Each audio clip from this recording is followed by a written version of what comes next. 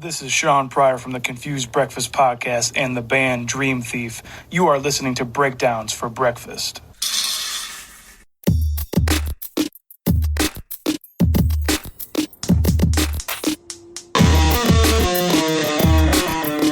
Good morning. Welcome back to another episode of Breakdowns for Breakfast. I am your host, Danger, and joining me is a fellow that I cannot properly break down an album without, your co-host, Monster. Say hi, Monster. Hey, Danger. I'm glad to be here. I'm looking forward to this, but I have had a very stressful day, so I apologize if I'm a little flustered to start off with. Why have you been so stressed today? What's been so stressful about your day? And no, that was not planned, even though my my asking him was seemed like it was. Anyway, yeah. Why was your day so stressful? Look, let me just put it this way. I am never ordering an Uber again, okay? I was late to my doctor's appointment today because I was driven far beyond my destination. I was late, and dude, I flipped out on the guy. I turned into a real cowboy from hell on this dude. I mean, I laid into him. But you know what? It's fine. I didn't mean to show a vulgar display of power. I got it under control, and I got here on time. So I'm ready to do this. Okay, and with that out of the way, you had a stressful day, and I don't care, because here we're here to talk about the Pantera album, Far Beyond Driven, that was released March 21st, 1994 in the UK, but then March 22nd internationally, March 22nd in the US. I thought that was kind of an interesting thing, because, you know, with the internet, there is no stopping it, but it's just a day apart, so it wasn't a big deal. So anyway, Monster, you have been waiting to talk about a Pantera album for a while now. I see you're dressed for the occasion as well. Yes, those of you course. listening cannot see because you can't hear Monster's shirt. That's weird. Why did you want to talk about Pantera so much, and why did you choose this album for us to talk about? Why did you put this one on the breakfast table? If any band's shirt could be heard, it would be a Pantera shirt. Okay. So anyway, first off, when did you say this album came out? March 21st, 1994 in the UK, and March 22nd. Okay. In the internationally in the US. Okay. Why did you? I thought I had a different date, but no, that's correct. I'm so excited. I didn't hear you. So I wanted to talk. I've been wanting to talk about Pantera for a really long time because, like we've talked about on this show many, many times, I feel like a lot of the stuff that we really, really like today would not exist had Pantera not done a lot of these things first. And, you know, Pantera is known for kind of inventing the term groove metal. They sort of invented that style. And I think, you know, we make jokes about how nu metal and butt rock are cheek to cheek. Well, groove metal is rubbing up against nu metal as well, because it's mixing those heavy riffs with those, you know, hypnotic bob your head kind of drum beats. Now, the reason this is the album that got selected is thanks to my brother, because personally, this is not my favorite Pantera album. And in fact, for most people, when you do like anybody's rankings, a matter of fact, I watched a few on YouTube just to kind of get a feel for what other people were thinking. Most people put this down a couple pegs. They usually have Cowboys from Hell and Vulgar Display of Power as like top tier. Nothing gets better than those two albums. And then this one's kind of somewhere in the middle. The next few kind of, depending on whoever's doing the review, will kind of put it in different places. But oftentimes on this show, we pick an album by a band that has sort of like an interesting feel to it. Maybe it's not the band's best album, but there's something about it that makes it interesting. Like when we did Results May Vary by Limp Bizkit. Mm-hmm. This is kind of in the same ballpark. This is not the best Pantera record, in my opinion. But there's some interesting things happening here that make it worth talking about, I think.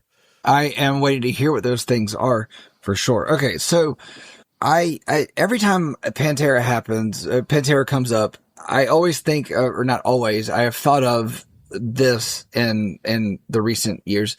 So 2023, the Blue Ridge Rock Fest that happened. Or maybe it's the 22nd. Sorry, the 2022. We are waiting for the shuttle, and the shuttles were always a problem with Blue Ridge. And we were standing in line, and you just kind of we were standing in line for hours. I think we ended up standing in line for like 4 hours to get on a shuttle. Longer than the sleep token line, but yeah. So we were standing in line, and you end up making friends with the people around you. You just kind of end up just talking to them, just striking up conversations and all. And one of the guys behind me was wearing a Pantera shirt, and he wanted to start talking music. And as soon as, and that's appropriate because we're at a music festival. So as soon as that happens, Mrs. Danger just kind of almost checks out because she knows that I'm going to like probably say some things that don't sit well or whatnot. I have anybody that's listened to the show knows that I have opinions that aren't, shared by everybody on music. So, and that's fine, you know. Same. Yeah. And I, unabashedly just say them. And I know exactly who's in the room. I know exactly who I'm talking to and all that. And so we, you know, started talking about music history and just had a music conversation in general. And, the conversation turned to Pantera, and I just said, yeah, I don't like Pantera. I never have. And I launched into why I don't like him. And I said, yeah, and I also see your Pantera shirt because I could see his son's eyes get real wide, like he was about to punch me or something. And yeah, I mean, it was just, I've never liked Pantera. In fact, I've joked that the band should be called Panterable.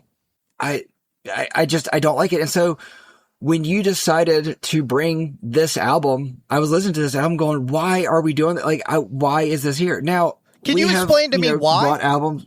So yes, I can. Yes, sir. So, well, I just mean they're one of the most popular metal bands in the history of the genre. So if you don't like them, totally cool. But like, you got to give me some kind of reason. Yeah, no, perfectly fine. Yeah, I feel like, and I actually have this, in this album as well, that I feel like the, Pantera always goes for, I don't know, I kind of feel like Pantera is driven by the testosterone of an angry 13-year-old. And it's almost like, the anger and shouting, supersedes the hooks. And, yes, Dimebag Darrell is a phenomenal guitar player when he gets a chance to do his thing, which he does on this album. But I don't know, I kind of feel like his riffs are repetitive and just kind of one note, and it really kind of rubs me the wrong way. And then Phil Anselmo is also one note. He just has that same scream. But then we do get one song on here where he doesn't do that, and it's like, it doesn't fit here at all, in my opinion, but we'll talk about that. But sure. Yeah, I think, Vinny is I'm just rolling through all the people in the band at this point, but, I think Vinny's a fine drummer, but to be honest with you, all of his drums are mixed like a brick on most albums. And, you know, if I had ever got the chance to see Pantera with the original lineup, I definitely would have, just because I think it would have been a cool show. But I can't say that I've ever listened to Pantera, a Pantera recording in general, and said, oh, that's good, I need to listen to that again. Usually it's, what else is there to listen to here about halfway through the song? That's awesome. Like, none of the bands you like would exist if Pantera didn't exist. So it's totally cool that you don't like them, but like, you can say what you want about Phil's vocals, but if Phil didn't do that scream, singing, deep, grovelly talk that he does, none of these dudes that are out doing it now would exist, because Phil was one of the first guys to really do that.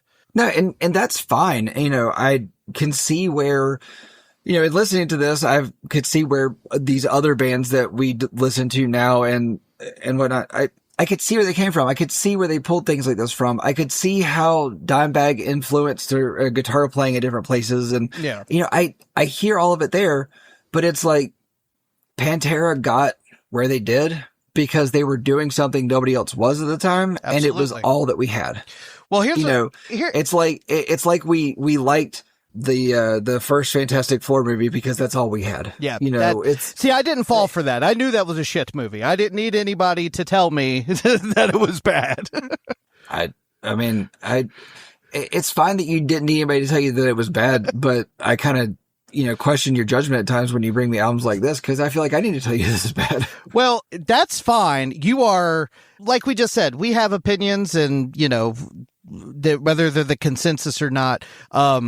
I mean, I don't have to defend Pantera. Like, I mean, there's like I said, that's like defending Metallica. Like, why I don't have to do that. The music speaks for itself. The legacy speaks for itself. The following, all of that. So I'm not going to argue with you on that. You either like it or you don't like it, and that's totally fine. Yeah.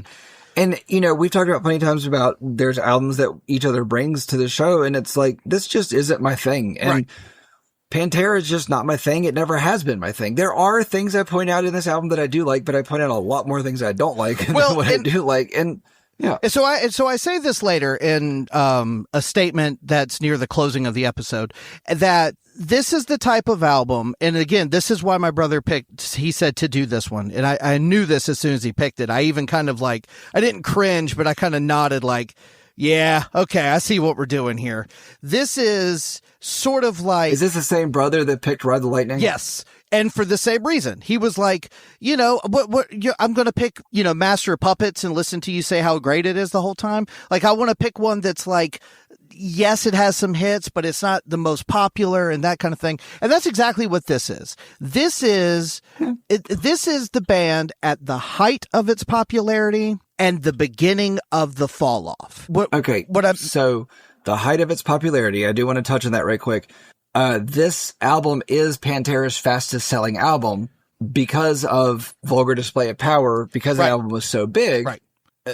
So this album peaked at number 1, debuted at number 5 on Billboard 200. And I'm not 100% certain on that number 5 part. I did find a couple of places where number 1 was said multiple times. Yeah. But then this was also certified platinum by the RIAA and the Canadian Recording Industry Association. This is easily the most aggressive Billboard number 1 of all time. Like there's like some other rock and metal albums, but nothing like this. And I don't doubt that. And so to your point, I feel like, again, kind of saying a few things early, but like those first couple Pantera albums were them really, okay, let me fix that statement real quick too. Pantera put out 4 records before Cowboys from Hell. And most people kind of disregard that because it was sort of the glam metal days. They did 3 with a guy named Terry Glaze, and then they did one more with Phil Anselmo. It was getting towards the groove metal. The name of the album was Power Metal, but it was inching towards what they would become. But most people know Pantera, like the casual listener is going to know Cowboys from Hell as the quote-unquote first Pantera album. In a lot of ways, it's the first Pantera album that sounds like the Pantera we know. I say all that to say, Cowboys from Hell and Vulgar Display of Power were them partially finding their sound, but also just doing the damn thing. But when it came to Far Beyond Driven, they sort of had a goal in mind. It wasn't enough to just write another Pantera album. They purposely wanted to push it as hard as they could because they saw bands like Metallica specifically getting huge and then doing the Black Album. And it was like, okay, all these other big metal bands are starting to soften their sound and go more mainstream. We're going to do the opposite. We're going to go more extreme. Sometimes on this album, that's okay. Sometimes it's not. There's a lot of times on this album where, and this is coming from a huge Pantera fan, there's a lot of stuff on this album where it's like, it's obvious they're just trying to push buttons and be offensive and aggressive instead of just worrying about writing a really damn good song. Yeah. So again, like I said, like if I were to do a tier list, this one's going to be right in the middle for me. I think it has some of their best songs on it of their entire catalog, but I also think it has some of the worst songs of their entire catalog as well. I don't think you're wrong there. I know that I've sent you reels of Pantera in the glam metal days. And I don't know. It's like you could see that, you know, Dimebag Gunner there, but did you know his name? It was in those days. Actually, hang on. I'm talking about that now. So this was the first album that Daryl Abbott, who's on guitar, is credited as Dimebag Daryl because in the hair metal days, he was given Diamond Daryl. Yeah. I'm guessing it has something to do with the the fact that he was Mr. Shreddy and Diamond Dave kind of a thing, whatever. Yeah, they basically it sort of, if you go back and look at those pictures, they're all wearing the spandex. They all have the teased hair. Oh, they yeah. were just trying to do the thing. And then it was I think it was on the Vulgar Display of Power tour that Phil started calling him Dimebag, and it just kind of stuck, and they all just loved it. It was on Vulgar Display of Power where he was getting rid of the Diamond Daryl name, and Dimebag Daryl started coming in. So okay. So I do want to talk about the background of this. And I thought it was really interesting that you were talking about this is where they, like, their goal was to push it. Yeah. Because, and you mentioned before about this is also the beginning of the end, which, it was during the Vulgar Display of Power, tour that Phil Anselmo's back started bothering him. Yep. From, degenerative disc disease. Now, I also have degenerative disc disease, and I'm going to go ahead and tell you, you never have to worry about me drinking heavily or abusing painkillers or going off to use heroin, which is really easy to get to from painkillers. And Anselmo said, I think this is one of the first times in my life that I had this thing called vulnerability kick in. And it's a very uncomfortable feeling. I was doing a lot of the background, research on this album before I sat down to listen to it. And so when I came across that, I was like, well, this is going to be a really interesting listen. There's none of that here. There's no vulnerability here. There is, but it's through the lens of Phil Anselmo. And I don't like his lens. Well, and the average mentally healthy person shouldn't, because Phil Anselmo's brain is a scary place to be in. And I think that's why Pantera is so cathartic and therapeutic for so many people, because the anger and the frustration that Phil gets out vocally in his lyrics are the kind of things you can't say. They're the kind of things you can't do, but they're the kind of things that you can sort of express through music. And again, I'm not saying Phil Anselmo's the best vocalist or the best lyricist or anything like that. And I agree as well about what you said about the aggression of a 13-year-old, because that's 100% what's happening here. But sometimes that's what you need. Sometimes that's what you want. At least, for me, like we've talked about before, if I'm in a bad mood or I'm upset, I don't want to listen to emo kind of bands. I was trying to remember the name of the band of the two guys you like that's all like super acoustic and This Wildlife. I knew it had the word wild in it, which is kind of funny if you think about it. But like that's not going to help me feel better. Like if I'm frustrated and pissed off, this will make me feel better. I don't know. Like, I understand that logic of if you listen to angry music when you're angry, you feel better. And because I do it with plenty of other things, I don't listen to This Wildlife. I actually haven't listened to This Wildlife since we've started this show, like the one album we did, but I haven't because we got to listen to whatever shit we're doing for the show. Yeah, I know. They're probably going on tour again soon, so I will be going to see them because they got a new album coming out. And I will try my hardest to come with you because we missed them last time. I don't feel like you will. I feel like you'll be sick or something. I gotta have band practice. That's all very possible. Yeah. So okay. I get the whole when you listen to angry music, when you're angry, you feel better. I get it. And there's actually some really neat studies that I've been reading lately, and it's about how metalheads are some of the nicest people that anybody can meet because, they've trained their brain, their brain chemistry to handle aggression better than other people. Yeah. And I think that's an interesting thing. But I want to go back to the beginning. Well, hold on. You said like... let me say one more thing. Okay. The reason we got onto this tangent was because you said the thing about Phil being vulnerable, and just to go back to that for just a quick second, I'm saying all these things, but I'm also not disagreeing with you. Like I definitely see what you're saying, especially on this album. This is like I said, this album in particular is so much more abrasive than the first two. For as heavy as hell as those first two records are, there are a lot of times on this album where they choose to go more abrasive and aggressive instead of a hook, instead of something to kind of be a little bit catchier. And again, for better or for worse, depending on your mood. But it's like one of those things where I get what you're saying, and I do agree, but I also think this as well. No, and that's fine. I mean, okay, you have brought me some turds. Mindless self-indulgence was rough. You're never going to let that go, are you? No, especially since you made it emotional as well, with your roping the wife in to deceive me. And then it was her idea. I didn't rope her in. That was her idea. Okay, well, I'm going to stand by what I said in my closing statement on that album. Mrs. Monster sucks. No, I love your wife. But Big Dumb Face was all me. Yeah, Big Dumb Face was all you. And, and Mindless Self-Indulgence was basically the electronic Big Dumb Face. And so you have brought me some stuff that has been rough. And, when I did end up scoring this album at the end, I went back and I looked at those. Yeah. And I realized that I would rather listen to this than those two albums. And so I did give it a higher score than those two, but I don't know. This one just didn't sit well with me at all. And it was almost because, I've said this in my notes at some point. I forget what song I did, but it's like, we've said before, when everything's heavy, nothing is heavy. Sure. And so there's a extreme lack of dynamics within this album. And I was really, really struggling with that. And this is not the album Take Fishing because there are no hooks.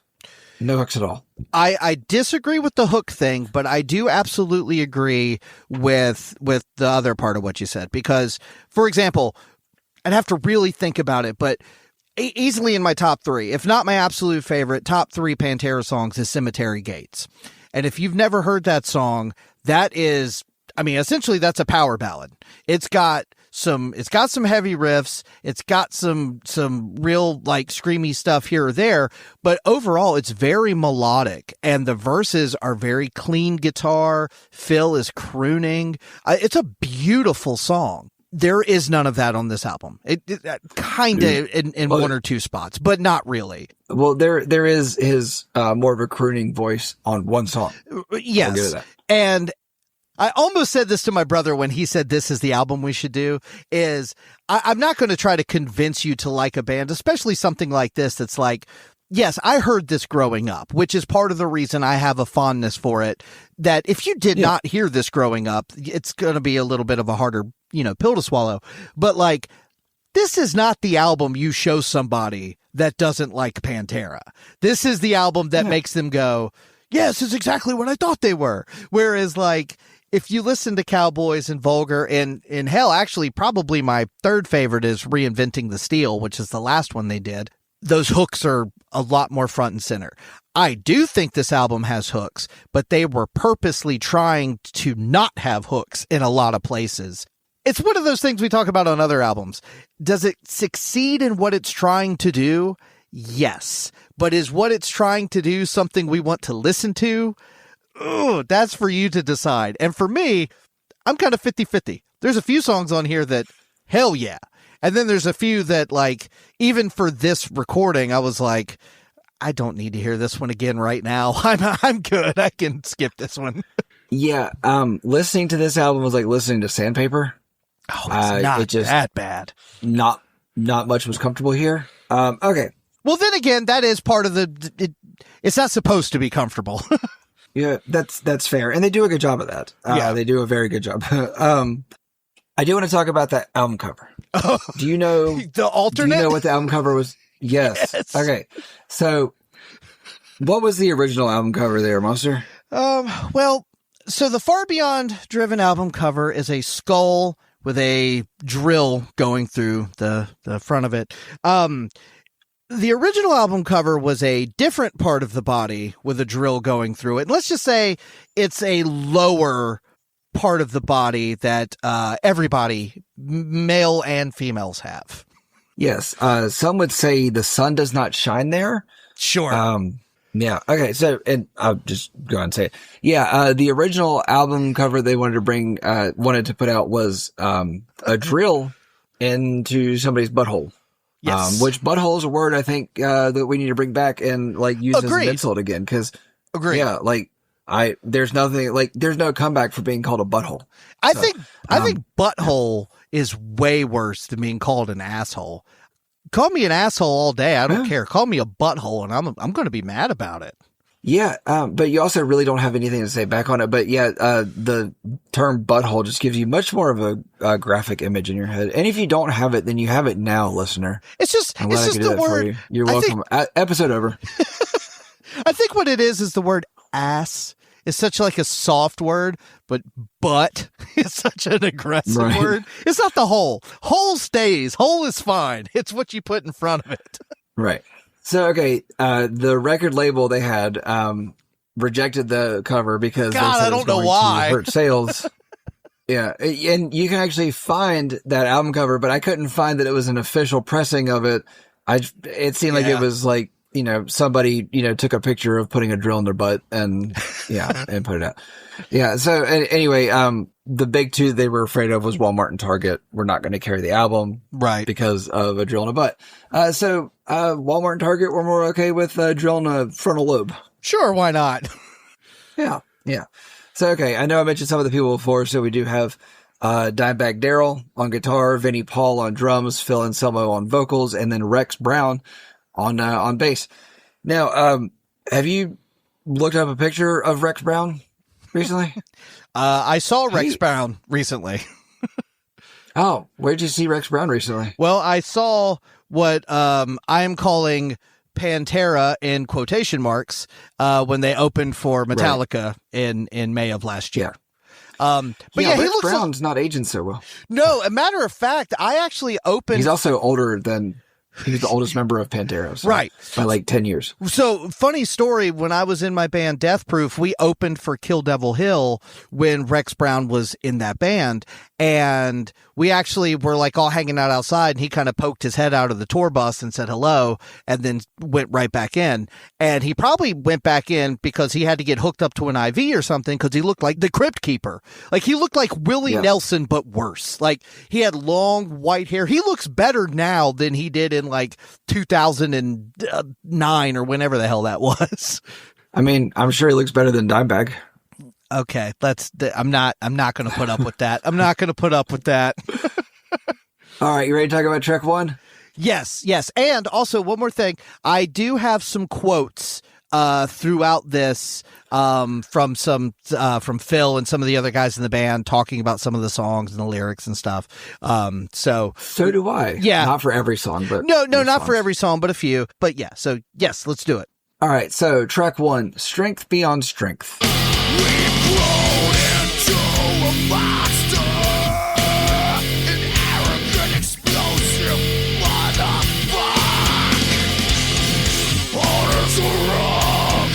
All right. So, do you have a quote? Do you want to do a quote? No, go ahead. Okay. Phil Anselmo was talking about the song, saying that he said, "I was a rambunctious child. None of it is regrettable lyrically. You can look back at your lyrics and snicker. I'll always do, whether I'm embarrassed over it or whether I'm embarrassed over it or whether I'm embarrassed over it." Yeah. The quotes, like, I do not like the way he puts sentences together. I don't feel like he needed to say, "I'm embarrassed over it," that many times. Yeah, that's why I didn't use that quote, because I was like, I'm not sure if he actually said that or if Wikipedia was having a stroke. Yeah, Wikipedia probably did stroke out. No, but I did find these same quotes elsewhere. And so I'm thinking that whoever put together the Wikipedia page pulled from those sources. So, and I will say, like he did say it. Probably. And I will say that listening to Phil talk sometimes is like a fantastic character study. Just like, oh, there's a human being that is actually this person. Like, he's really saying these things. But then I think a really good, if anybody's interested to know a little bit more about the band, the behind the music that VH1 did, that is one of the best behind the musics. Absolutely. And you get a lot of Phil being Phil in that. Yeah. Phil fills the entire. Not to be confused with Phil from Philly. This is a different Phil. Right. Or Phil from Rugrats. But anyway. Okay. He said, you could tell growing spurts and pains and where you were in life. So I don't know. Beyond strength, effing beyond strength is old puffing the chest up look at us now. We're as cute as we're effing extreme. Yeah. I don't know. And that last part of that quote, I kind of got stuck on it there because I remember reading it like the first time as I was putting all the notes together, like I was putting in the quotes and stuff. I was like, that's exactly what this feels like. Mm-hmm. This definitely feels like opener, like gonna puff the chest up and, you know, and show that we're here to, you know, we are mighty and we are Panterable. But you got to stop and think what was happening in 1994. Metal was becoming shitty. Nobody wanted to listen to metal because Kurt Cobain showed up and Nirvana showed up and then Pearl Jam and Stone Temple Pilots and all these bands, and metal wasn't cool anymore. So you had bands like Metallica that were metal and were still metal, but there's a big difference between the Black Album and Master of Puppets and Injustice for All. So Pantera was sitting here going, we just put out Vulgar Display of Power. We're getting very popular doing this thing. Here comes this new genre of grunge. A lot of the like hair metal stuff is getting really cheeseball. A lot of our contemporaries are starting to ease up. We got to puff our chest up and just beat the doors off this thing. And so I'm not saying it's not a little bit overboard. I'm not saying that it's not like machismo to the 1000%. But that's what they wanted. Like, that's what they were 100% going for. No, and that's fine. And when you said the thing about Nirvana, I had to check myself because I knew this was around the time that Kurt Cobain was murdered. And that was on April 5th, 1994. So that was just literally days after this album came out. Right. But no, I get it. You know, they definitely had to come in and kick the door down, which is what they did because this one starts at 10.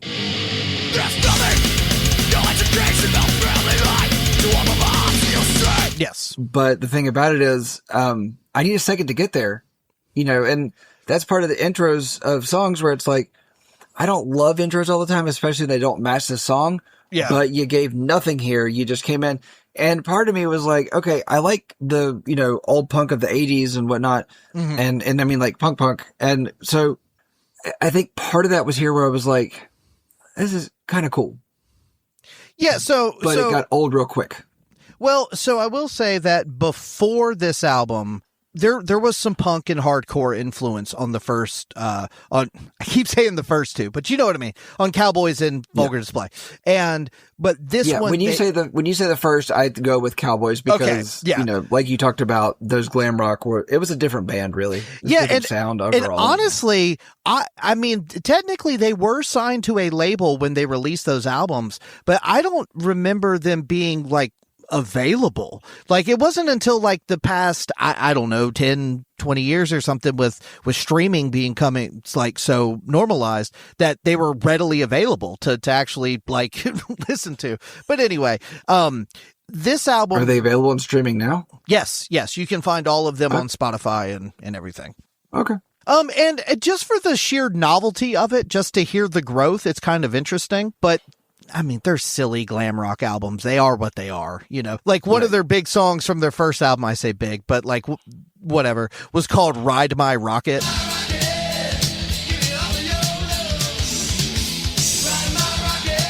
You get the idea. It's basically the Cocaine Clown from Metalocalypse for 3 albums. That's fair. That's fair. But I like this. I like how aggressive this song kicks in. The point I was going to make was that this album, they use a lot of hardcore as well. I mean, like old school punk rock hardcore, you know, not kind of what we associate with hardcore now. But that's why this intro is what it is. Now, I will say, when it changes up at like 108.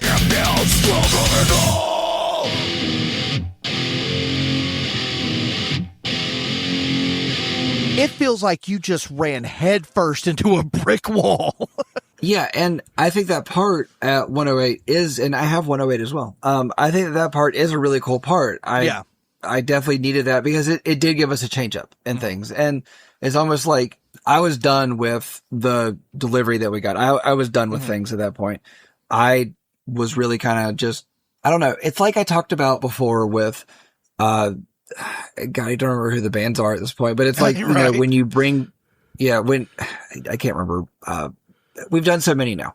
This is like 122nd episode. I don't know. Man.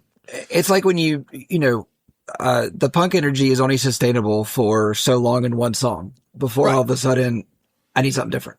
And there's some cool riffs before that. Like I'm not going to timestamp everything because we'll be here all day. Yes. Like, so it starts off super, super aggressive, but then it changes up a little bit at 39 seconds.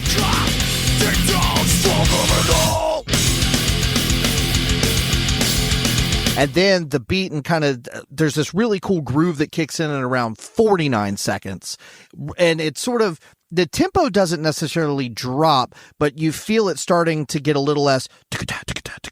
And then when it does hit at 108, it's not that it didn't transition a little bit, but it's still, it's made to feel like a massive impact. Now, as much as I love Dime soloing, and he does some great stuff in this album, I don't love the choices in here. The first part of the solo at like 222 is okay.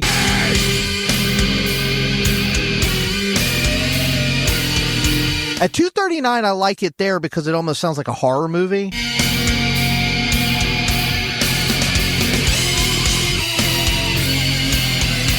Like he does these like kind of weird notes that I kind of like, but this isn't one of my favorite solos on the album.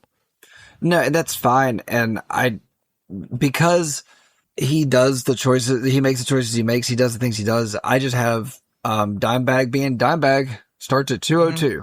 And that's the thing. It actually starts around there and it goes that long. And that actually took me back to a criticism that I had in the, Blind Guardian and Metallica, albums, which was, the guitar wanking just fills a void. And I feel like that's what happens here a lot, because here it's very clear that things are going to be abrasive first and the music's going to come second. And I feel like Dimebag just is being Dimebag. I feel like this is where he, went, you know what? I've shown off a bit of what I can do. I show off live. I'm going to just throw down on this album and be the most Dimebag I can be. I think they're all being the most they can be. I think this is That's Phil fair. Being as Phil as he can be. Vinny, Rex, like I feel like they're all sometimes to the detriment of the song, because if you look at their catalog, all their albums are like this: 11, 12, 13 songs, 50, 55, pushing 60 minutes. Like this is the norm.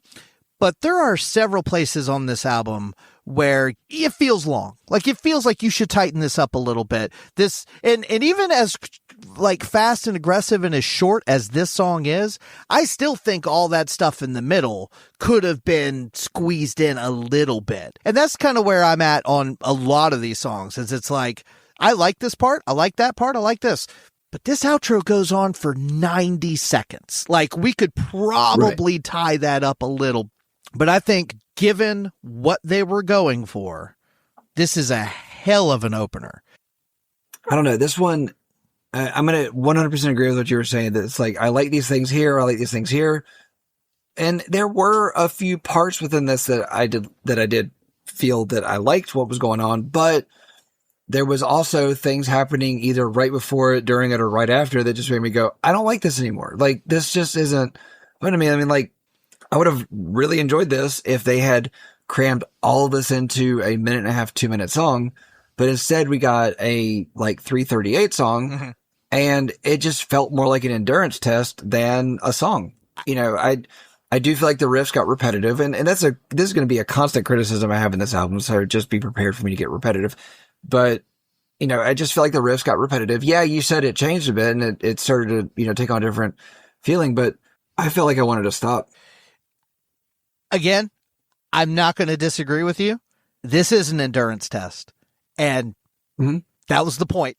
That was fine. I mean, like, so it's one of those things, like, you're saying it as a criticism because you don't particularly care for it, which is totally 100% valid. But they're doing it to do this to people like you. They're doing it to people who were listening to Pearl What do you Jam. mean, people like you? They were doing it to people that loved Pearl Jam and loved Nirvana and thought that was great. So they said, you like that? Well, then here's my middle finger and here's this song. And that's what this album is. And I totally get why it's not for everybody. I totally get why Pantera is not for everybody. Like, it makes perfect sense. But yes. And I am much more of a Pearl Jam and a Nirvana guy. So Sure. yeah, this one's not going to be for me. Right. And now, the things, okay, I like what Pantera influenced. I don't like Pantera. Well, and like we've done with every album we've ever done and ever will do, we love so much music that even if we don't like this band, guarantee we're going to find stuff that we like that they're doing, and vice versa. Even when we love a band, we're going to find them doing shit that we wish they wouldn't. So, I think that makes perfect sense. But what's funny is I feel like you and I are agreeing on most things. We're just having the opposite reaction to them. That's fair. That's fair. And I feel like our scores in the end will reflect that. Yes, probably. Yeah. Yeah. All right. So let's talk about track 2, Becoming.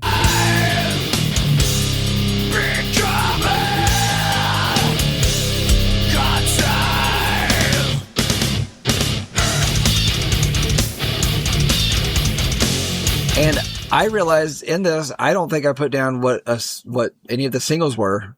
I think Becoming was a single. There's two. Put it this way, they have 3 music videos off this album, and this is not one of them.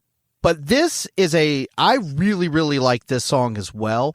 I do have a quote here from Phil talking about like what this song is about or whatever. And he says it talking about this song, but I feel like it sort of applies to the entire record in a lot of ways. But what he said was the most popular heavy metal bands in the world at this time, in my estimate, and definitely in all of our estimates playing the game, they had reached this pinnacle. Now that we're kind of tapering off and writing more commercial stuff. Whereas we realized our strong point once again was sticking to heavy metal and making it as heavy as our style would allow. Therefore, with Becoming, it is what it says. We were becoming. Honestly, we had arrived. And I think, again, you have to hear that in Phil's cadence. Like, you can hear that. It's like, we were becoming. Honestly, we had arrived. Like, he's got that, thing about him that you just like, yes, for sir. Anybody, yes, sir. For anybody that doesn't know what Phil Anselmo sounds like, Phil Anselmo sounds like if the batteries were running out on a robot that was talking and gargling gravel. It sounds like the forklift operator in that at Home Depot with a hangover who does not want to tell you where the paint thinner is. He's like, down there, leave me alone. Well, I mean, Phil wouldn't want to tell you where the paint thinner is because he's now clean and sober. And no, that's true. That's true. So anyway, but during this time he was not. And no, he was not. No. He was quite on the heroin, which I've always been surprised at how musicians are like able to do heroin and still perform. I just don't feel like that's a performative drug. And I will say, and we'll get there because this one doesn't have a music video, but the next few do.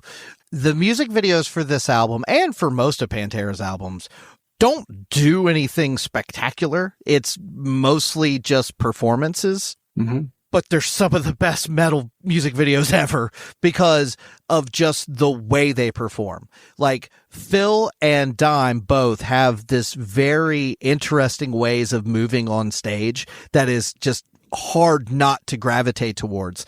And when you see what Phil does with his neck and his back, it's like, yeah, I bet he was in pain. Like, he's one of the most aggressive frontmen I've ever seen on stage. He is an aggressive frontman, but he also looks very aggressive. Like, he doesn't look like somebody you'd want to meet in an alley. No. At 3:00 on a Tuesday. Which is ironically where he often was trying to buy heroin. True. Okay, let's talk about this song. Sure. I felt like something was off about that intro and the drumming.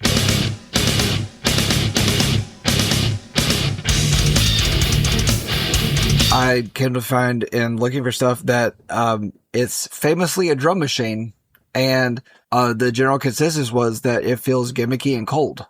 And I get that, because while I do like where Dimebag comes in,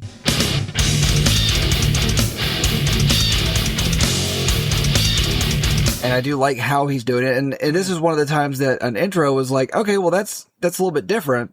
And there's several times on this album that I do like the intros. I like what they're doing in the intro, and then when Phil starts, I'm like, nah, we're good, because then he goes to the repetitive riffs and whatnot. So I don't know. This was one where it's like I liked the intro after that little drum machine bit, and then I didn't like it for a while. I don't know. It just feels the drumming feels repetitive. I mean, everything about the song feels repetitive. So were they becoming a metal band, a heavy metal band, or were they becoming repetitive? I don't know. Hard disagree. I think the opening riff is very cool. Again, sort of proto nu metal with that jun. Like you've got that Korn kind of thing with the low notes mixed with the really high pitched. The first song you had Phil coming in real hot. This one he comes in with that more like low kind of singing voice. A long time ago, I never knew myself. Before, the verse changes up a little bit and he goes into the more raspy thing. And then when it hits the chorus, you go to that like halftime and you get that down, down, da, da, down, like that real bluesy kind of riff.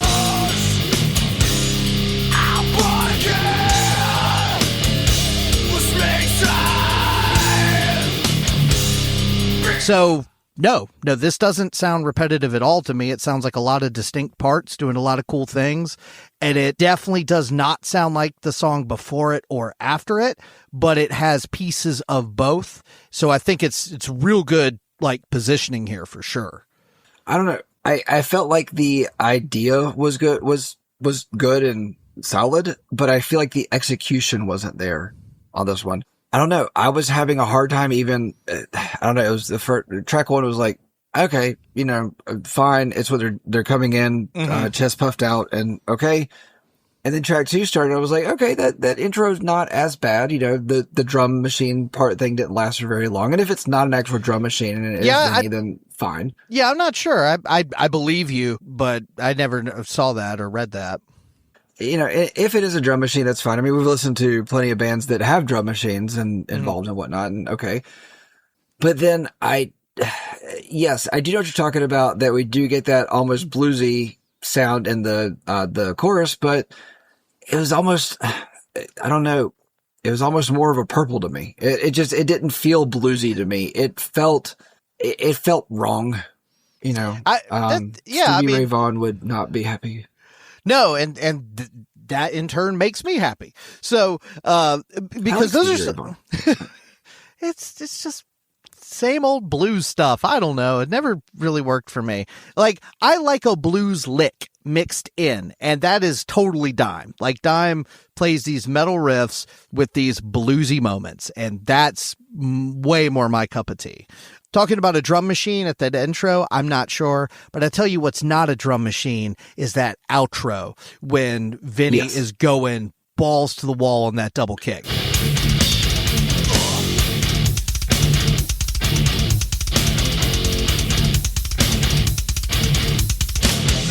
Now, something I wanted to mention, I was talking to a drummer friend of mine, and I hadn't thought about this. I had already listened to the record a couple of times, and then he mentioned this, and I listened to it again. I was like, yeah, that's true. You mentioned the drums sounding like they're mixed like a brick. Well, one of the things that Vinny used to do, number one of the best double kick players. I mean, some of the stuff he does with his legs is wild, especially in, 1990, early 90s. 94. But he also plays these massive toms that almost sound like a kick drum. So when you've got the thumps of the kick, you also have these big boom, boom, booms of the toms. So again, it's just as big and massive as you can, imagine. And it took 3 guys to get those sounds for Slipknot, and Vinnie Paul's doing it by himself as one man. So in Slipknot's case, they got a guy beating a keg and That's a different sound altogether.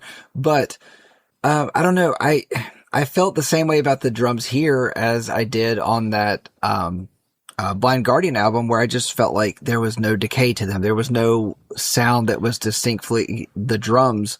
It just it sounded dead to me. And yes, the drums towards the end of the song are great. I really like the drums towards the end. So this is where I was on this one. I liked the intro. I liked the ending. Everything in the middle, I didn't need. But no, he's fast on the drums. That's for damn sure. Mm-hmm. And he was a big feller, and he always kept that speed up. So, So same drum friend I was talking with, I said, if you really stop and pay attention to the drums, Vinny is doing some wild stuff. And I feel like he never gets mentioned when people are talking about great rock and metal drummers. And he was like, that's because he's wearing a leather vest and has a Fu Manchu mustache. Like, he's a big fat redneck. So people don't want to give him any respect. And it was like, you're damn right. That's exactly what the problem is.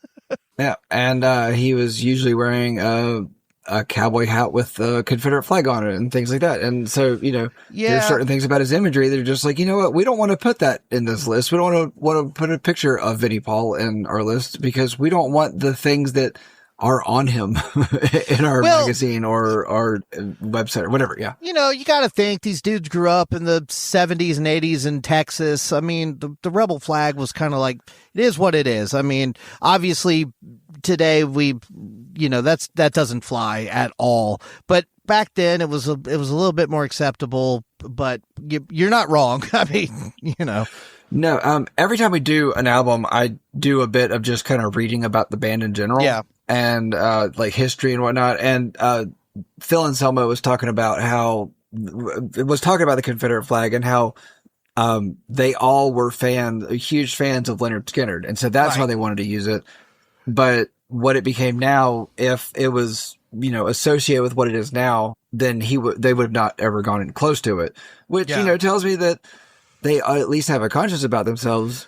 Yeah. And they were using it for a reason of just being a fan of somebody else. Right. And because everything I've seen, especially when it comes to Vinny and Dime, they seem like genuinely nice people. Like for as crazy and wide ass open as they were also really down to earth, would shake everybody's hand, would sign everybody's stuff. And so if they knew it was hurting anybody, I don't think they'd want any part of it. No. I mean, it's even like Stuck Mojo, who had a black lead singer, Head PE, who has a black lead singer. I've seen both of those bands with rebel flag iconography. So it's like, I'm not saying it's right or wrong. I'm just saying that, to your point, the way we view it has sort of shifted, and some of the things that was happening in the 80s and 90s and whatever does not fly now. All right, let's talk about track 3, 5 Minutes Alone.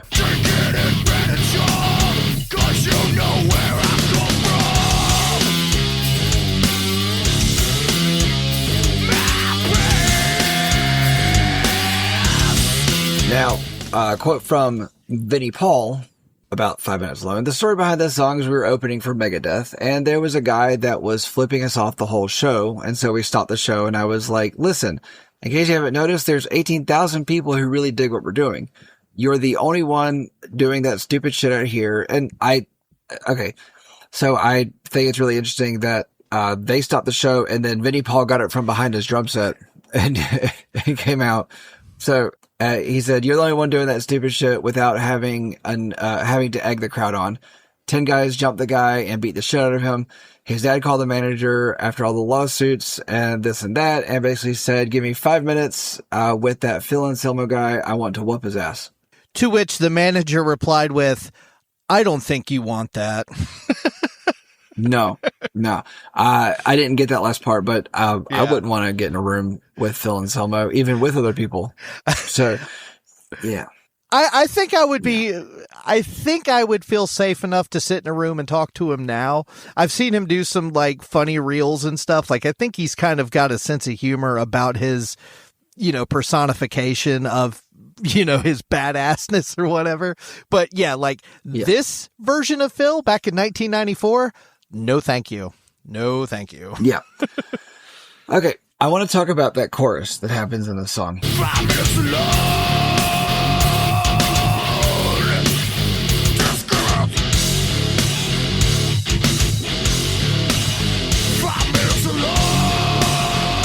I get it's 5 minutes alone. I get what the song's about. Like I said, I was putting all these notes and things together before I sat down and really started listening to it. And so I kind of knew what to expect. I was expecting a song with a I'll kick your ass type energy. And that's this entire song. But that chorus, 5 minutes alone, just give us 5 minutes alone. Couldn't come up with anything else. Couldn't do better there, Phil. What else does he need to say? Anything? He says a lot of shit in the verses. Yeah, he does. He does. No, I don't know. I feel like this song leaned more on the attitude of the song than the songwriting. Which is not uncommon for Pantera in general. You know, sometimes it's not necessarily about what's being said, but how it's being presented. And with that being said, I mentioned the verses. Dude, the verses, that with Phil's vocal on top.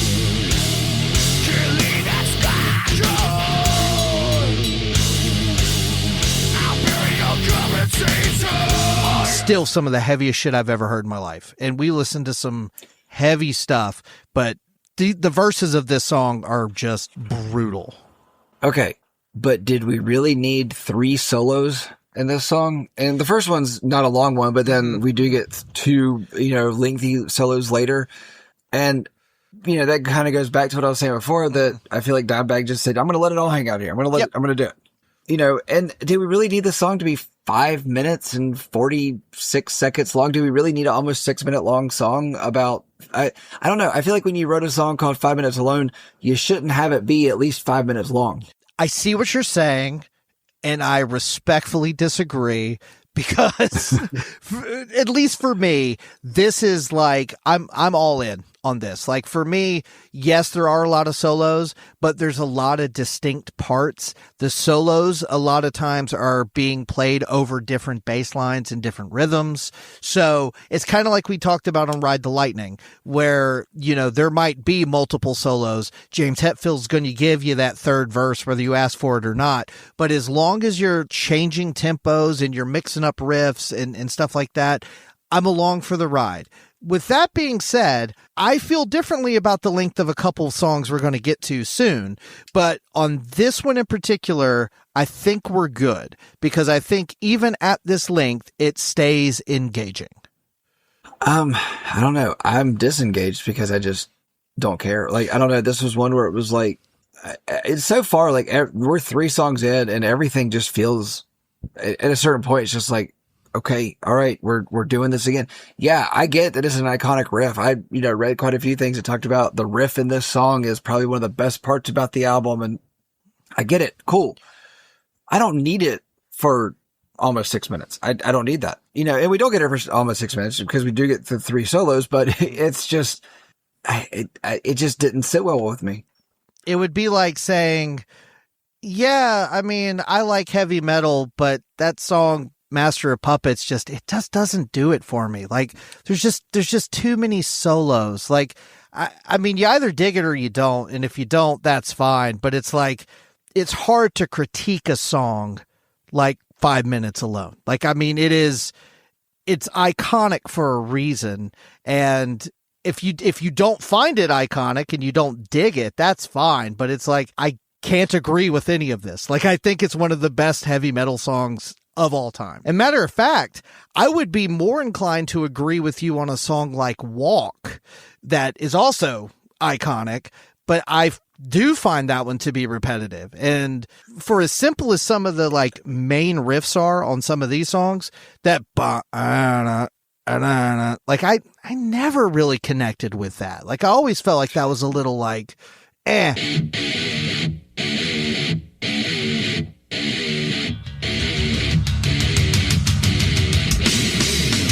Whereas this one, nah, I'm all in.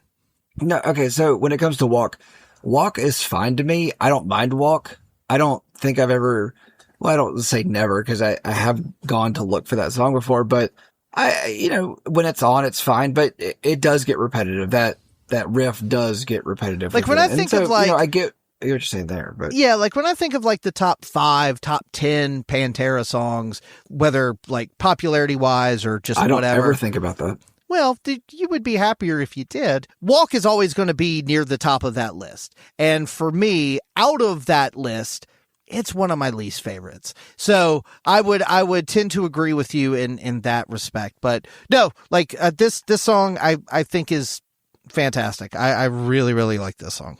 All right, track 4, I'm Broken.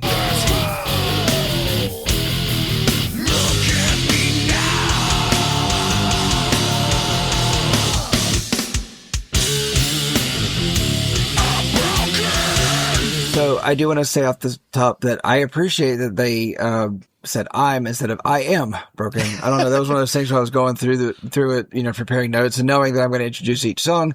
It's like, no, I'm, not I am. I'm. Anyway. The more you say I like I'm, the intro on this the one. weirder it sounds. I'm.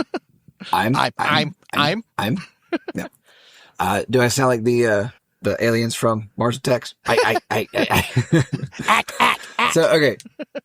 Yeah, ack. Yeah. Okay, I like the intro on this one.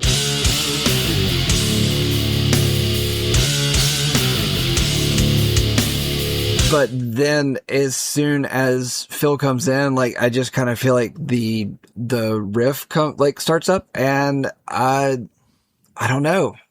It just started to feel repetitive to me. Like I don't know. I feel like his lyrics could have got another look on this one.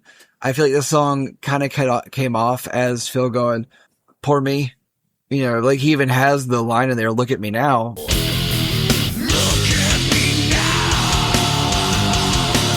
And it's like, I don't know.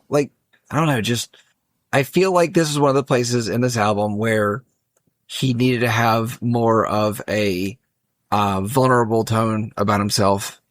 I don't know. Yeah. I'm not sure how to argue that because I feel like you argued yourself. You said that he's saying, "Oh, poor pitiful me," but you want him to be more vulnerable. I think this is how Phil is vulnerable. Like, I don't think he's going to, this is basically a matter of fact. I think the quote is, I don't know if you have it, but I read it somewhere. I don't. Where this is him basically saying, I'm broken. Like, I need help. This is his cry for help, but it's still Phil Anselmo. So he's only going to give you so much, he's not going to pull it all the way back because he just, that's not him. But and what I said was, I feel like he needed to have a more vulnerable delivery about it. That's what I had to say if I didn't say it. But yeah, I do feel like he needed to have more of a vulnerable delivery. And I have heard him, and we do hear it on this album, where he can do a different type of delivery. And I feel like he's just all, I feel like it's all coming from his stomach and the back of his throat. And I don't know. Decent riff here, but I feel like we're getting into guitar wanking for solos.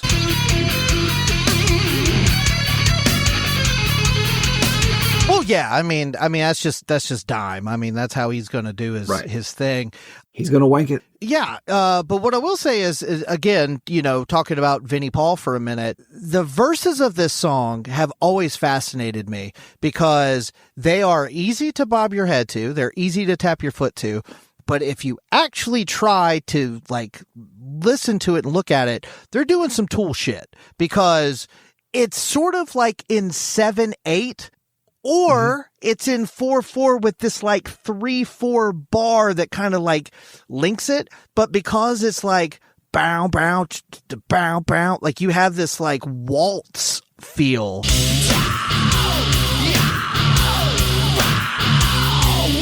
To this brutal ass shit that's going on.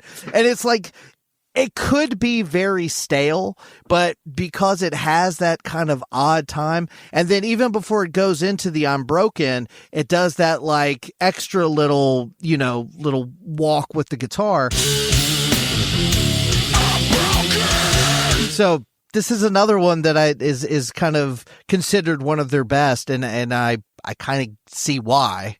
And no, that's fine. I mean, I actually put down, I feel like the drums are somehow in a 7/4 ish.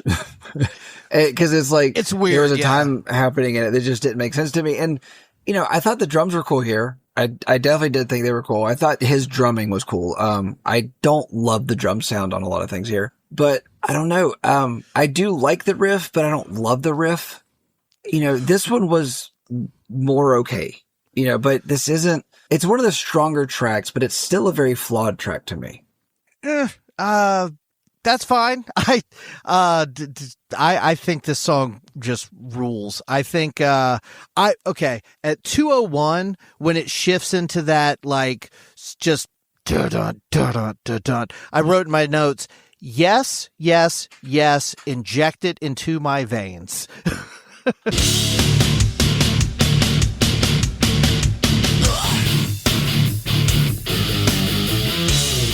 I absolutely love that.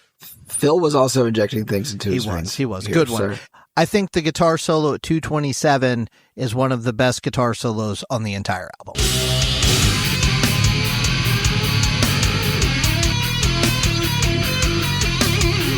I thought it was good, but I'm going to stick to I just feel like Dimebag's going all in and saying, I'm going to Dimebag it up and I'm going to wank it off. And it's just what it is. Yeah. So, I don't know. And again, it's like you either dig that or you don't. And I dig it. So, I mean, like, it's kind of like listening to a Megadeth album. Dave Mustaine is going to Mustaine all over it. And I don't like it. And I don't want to listen to him do that. But in this case, Dimebag, Pantera, I want to hear it. I want to hear him do it. So I'm cool with it. Yeah, I'm fine with this song. This is one of the better songs off of this album. But like I said, decent song, but still flawed.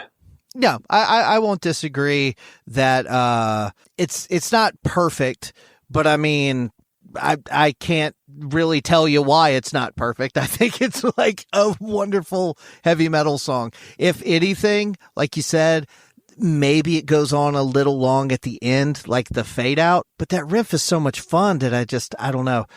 Will say I like this song a lot. I like it better when I watch the music video, because even though the music video, I can understand that. Even though the music video is nothing more than a performance video, the way it is shot, they're almost like in this like basement or something. And they have this, they're in a circle and they have a camera that's going around them. And it's just like, they're just all in. And they don't have any reason to be that energetic and that all in, but it just feels like they're feeling every second of it. And I have seen the video for this. It is a cool video, but I don't know. The video for 5 Minutes Alone is also pretty cool because they do these really tight shots on the guitars on Diamond Rex, and they do this thing with the strings. I looked it up one time. I don't remember how they did it now, but they do something with like the speed so you can see the strings like wobbling and bending, and it's really cool. But yeah, it's mostly a cool just effect. I like to see that on guitar strings and cymbals. I always think it's cool to see the cymbal like distort and warble, and it's just it doesn't really do the cymbal thing. But at one point, Vinny has his stick on fire and he's whacking a cymbal, and it's like kind of flaming or whatever. So that's kind of cool. But so a couple weeks ago when we were recording an episode, I told you that talking about, I don't remember what we were talking about exactly, but I was saying how like sometimes you pick up an album and you think you're going to feel one way or a different way or whatever. And then I had mentioned that listening to an album for the show, I was like, oh my God, have I been sleeping on an album that is like amazing? And this is what I was talking about, because these first 4 songs, I was like, holy shit, this is great. And then the rest of the album happens. All right, track 5, Good Friends and a Bottle of Pills. All the sugar when I ate her alive till daylight. I slept with her all over me from the forehead to rib cage. I dripped her ass. Sometimes I thought you might be spying, living out some bread. This has to be the worst song on this album. This is horrible. Like, I hated every part of this song. I listened to this song once, and every other time that I listened to this album, I skipped past it. I think I listened to this album like 5-6 times maybe, and I just skipped past this. Phil's grunts at the beginning sound they sound almost like he wants to become a constipated Mike Patton.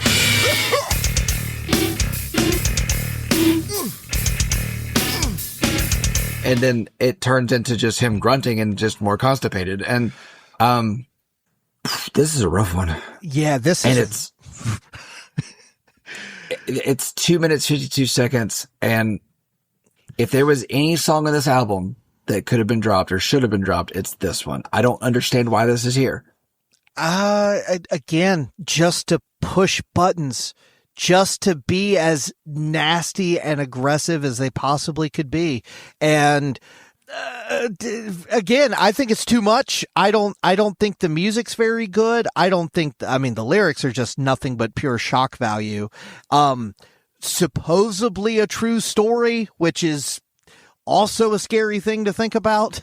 But Okay, so for anybody that wants to know what the lyrical content is, and I didn't even finish reading the lyrics for this song. I got through the first chunk, and it was about a somebody that was having relations with a female while she was laying in bed next to her paramour, and the things that he's describing he's doing, I don't know how this person slept through, especially for the length of time at which he says. Yeah, and then I quit reading the lyrics because I was like, this is bad. I mean, this is a drunk shock rock party song, but I don't want to go to this party. No, nobody should go to this party. No. No, I'm pretty sure this party is on the Epstein list. This, to me, was just Phil's attempt at being as grotesque as possible. And so again, does it work? Yes. Do I want to listen to it? No. Especially this one in particular. I will say, bold move putting this at track 5. Putting this right in the middle. But it definitely gives a break, tells you the album's about to be different. Yeah, I do think that I feel like the first 4 songs that you mentioned, maybe a little too long, a little too repetitive, whatever the case may be. Those first 4 songs feel of a piece. They feel very connected to one another. After this song, they start getting real experimental, and as we go through it, we'll see things that work, but things that don't work as well. And it all starts right here with this song that I just... So I have a quote from Rex on this one. Which I appreciate the bassist getting some attention for quotes and things. It's nice change. But I think this sums it up really well. And it's kind of funny because he never even says, I like this or it's good. He just says, goes, it was just kind of effing around. Vinny had a drum beat. Dime was just effing around with that pedal. And I had the 5-string bass. We listened to it, and at first we went, what the F is this? Then, when Phil put on vocals on it, it just blew everybody's effing minds. I don't know what the F he was thinking with those lyrics. Yeah, I don't know either. Worst song on the album. Probably worst song on the last 3 albums that we did. I mean, there's some sketchy stuff on that Mindless Self-Indulgence album, but this is right up there with it. Yeah, yes it is. Let's get out of here. Go to the next song. This is basically mindless self groove metal. So anyway, track 6, Hard Lines, Sunken Cheeks.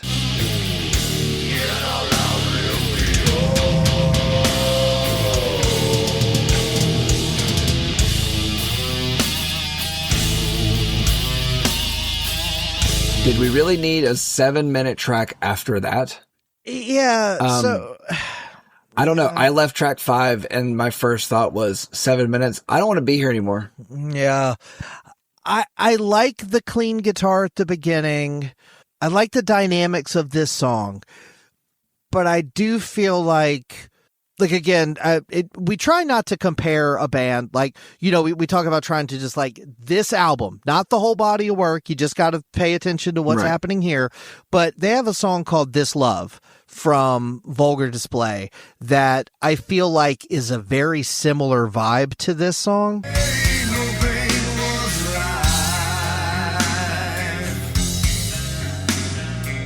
and it is superior in every way imaginable.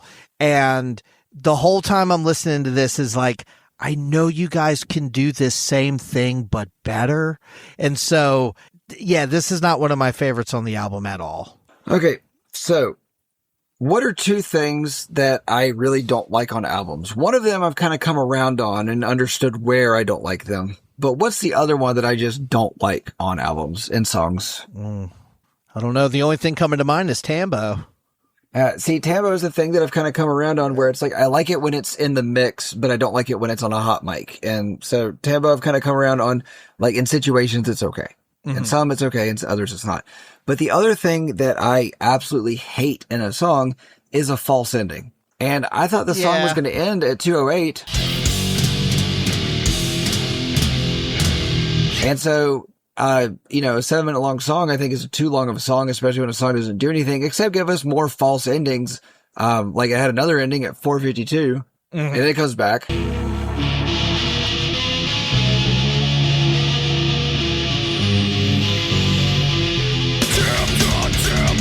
But then before the 4:52, we get this weird whisper part at 3:16.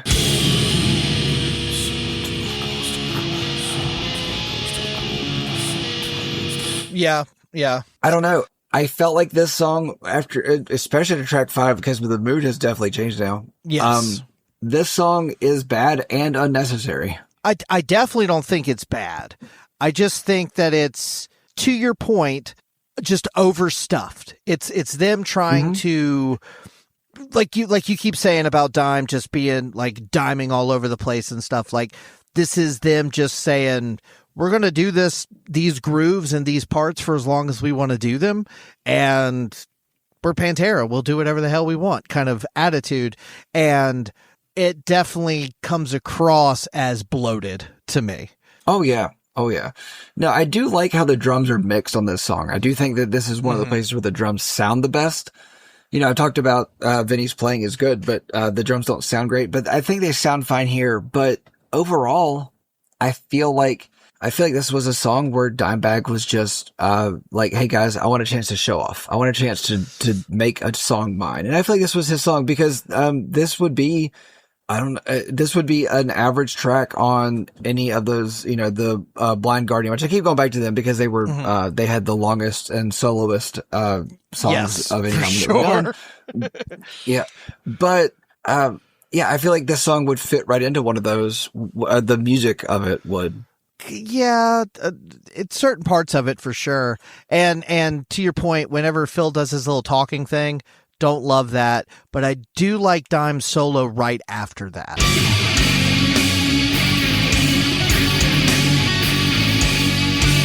That's probably my favorite part of the song. And I do like that they go back to the heavy riff at the end. Yeah, it does not need to be 7 minutes long. No. Okay, so take that riff and put it on a synth, and it's a Blind Guardian song. And play it at 190 BPMs. Right. All right, track 7, Slaughtered.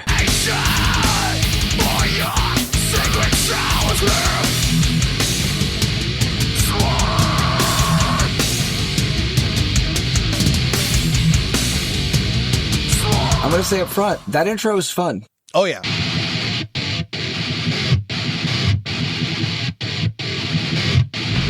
But then Phil starts singing, and he sounds like he's crouched over from the back pain and the heroin, and he's really struggling to get words out.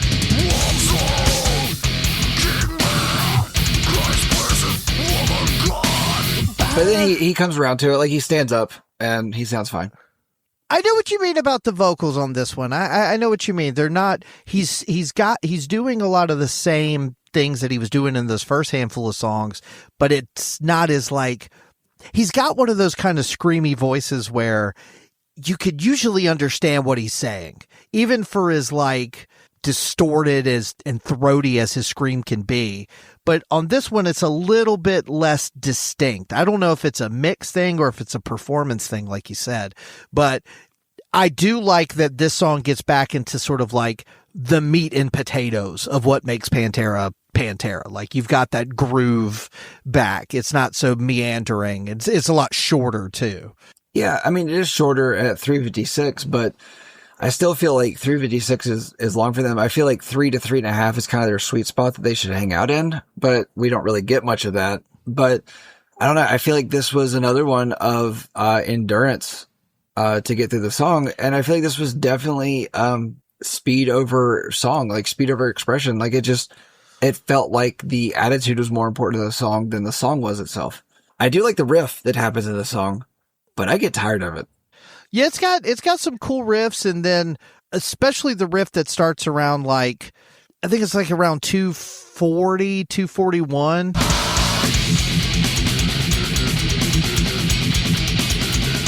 Where it almost gets like a little more almost like Metallica style, where it's more like, you know, and it's less like chuggy low end power chords. It's sort of like thrash guitar, but with that groove metal beat underneath it. And I think that section is really cool. It's groove thrash. Yeah, exactly. And so I feel like this song almost gets overlooked because of where it is on the album. It's after 5, so yeah. Yeah, well, yeah. I mean, that alone is yeah. Anyway, but I really do like this one a lot. Yeah, that's fine. You kind of went past this time mark, but I do like the drums at 145.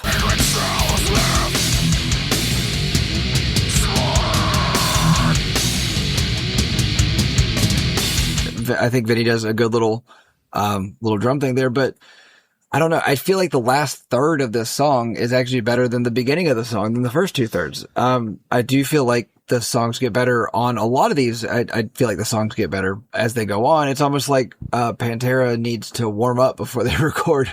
Yeah, I mean, it's one of those things where it's like there's a lot of different little parts, and I think they all work really well together.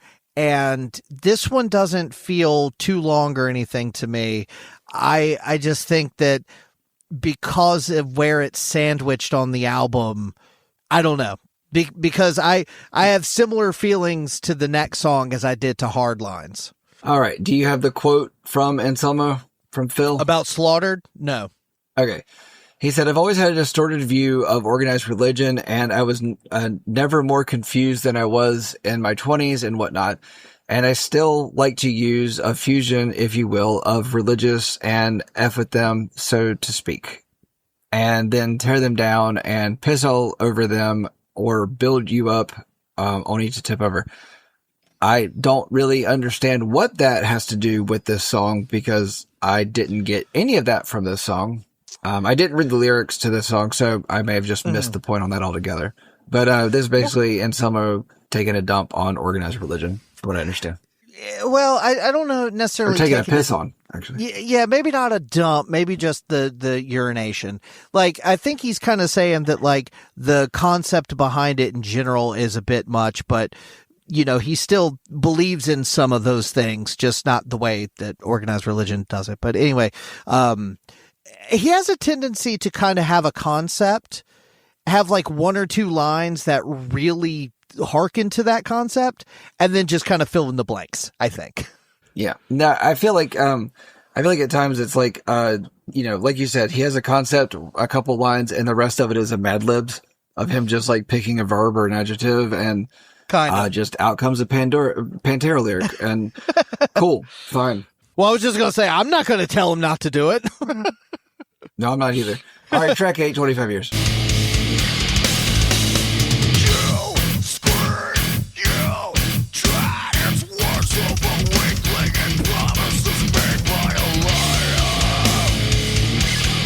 I did I did read the lyrics on this one, and the quote from him, 25 years, was written about my father. At the time, I had a gigantic falling out with him, and I resented the F out of him and wrote a beautiful song about it. It was a time capsule of how far he and I had not come, and I think a lot of fans could relate to the dysfunctional family vibe. I think I put in some pretty clever wording here and there, and it might be that wording that they had been searching for themselves for a while when it comes to anger. I did not feel like the wording was clever on this song.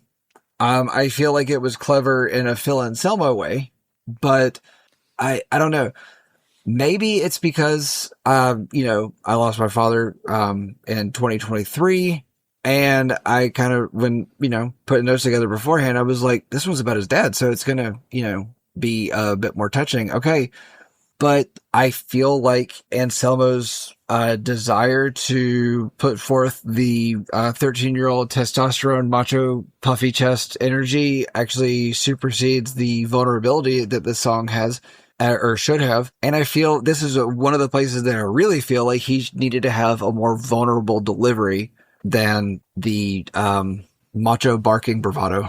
It's kind of a weird place to be, because you have decided that this album is going to be called Far Beyond Driven, and you are going to basically be as abrasive and in your face as humanly possible.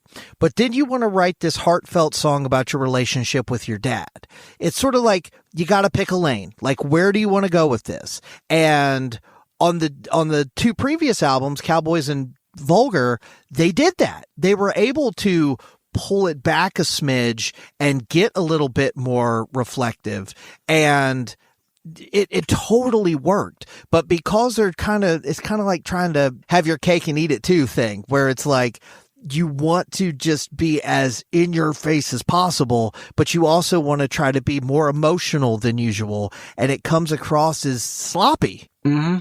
And that's exactly how I would describe this song. I think the song has a couple of really, really good parts, but it's just long and sloppy. Because, like, let me tell you my two favorite parts.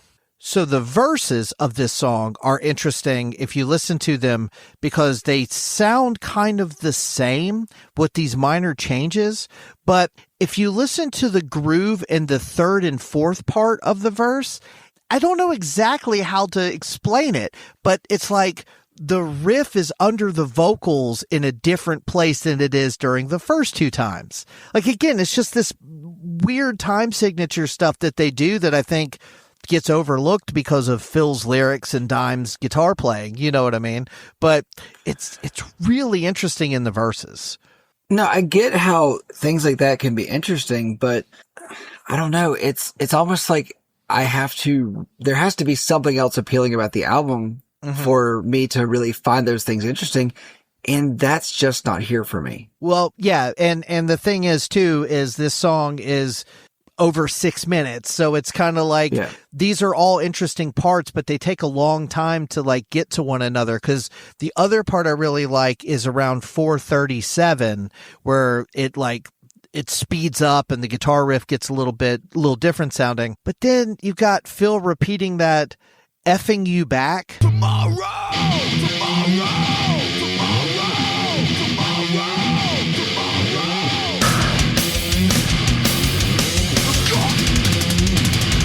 Over and over. And like, yeah, that doesn't work for me. No, me either.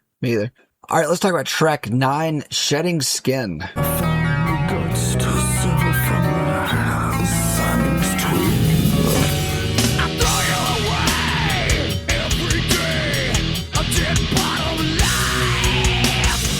Sorry, I wanted to move past Phil's inability to be vulnerable.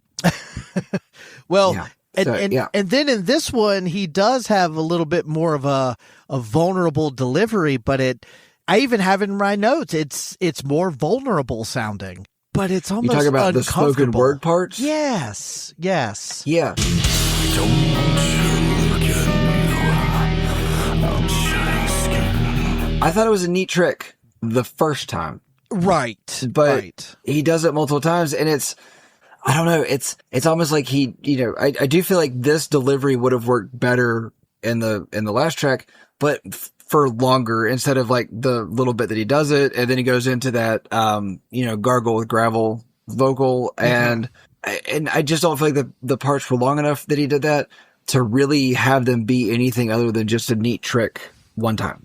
But then he does them multiple times, so it's like I don't really need it.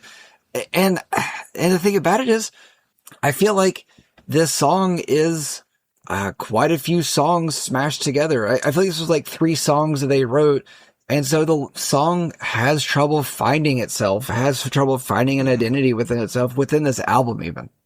Yeah, similar to the last song. Like, I think it's got some good parts. I like that, like, opening riff. It's sturdy. It's solid.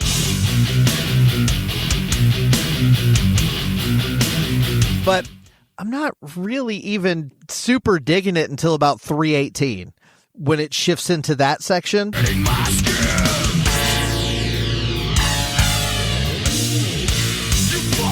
And then obviously over the next minute or two, we get multiple dime solos. I think the first one at about 3:52 is really good.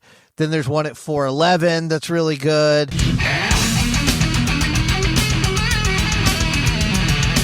And then there's another one at 4:48 that I think is probably the best part of the song.